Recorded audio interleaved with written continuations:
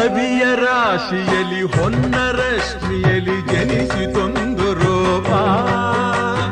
ಬೆಳಗಿನ ಚೆಲುವೆ ಸುಳಿದಳು, ಬಳುಕುತ ಇಳೆಗೆ ಇಳಿದಳು.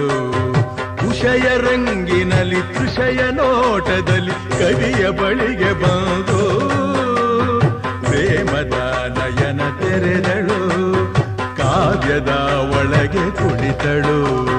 ಕಲಕಲಗೊಂಡವು ತ್ರಿಪದಿ ಪದಗಳು, ಪರವಶಗೊಂಡವು ಸಕಲ ರಸಗಳು. ഇരുಳು ಸರಿದು ಬೆಳಕು ಹರಿದು ಕನಸು ಮುಗಿದು ಮನಸ್ಸು ಚಿಗಿದು ಸರಿಗಮಪ ಪದನಿಸ ಸಂಚಾರದಲ್ಲಿ ಮೇಘ ಬಂತು ಮೇಘ, ಮೇಘ ಬಂತು ಮೇಘ, ಮೇಘ ಕಾವ್ಯದ ಮೇಘ, ಕನ್ಯಾ ಕವನ ಮೇಘ.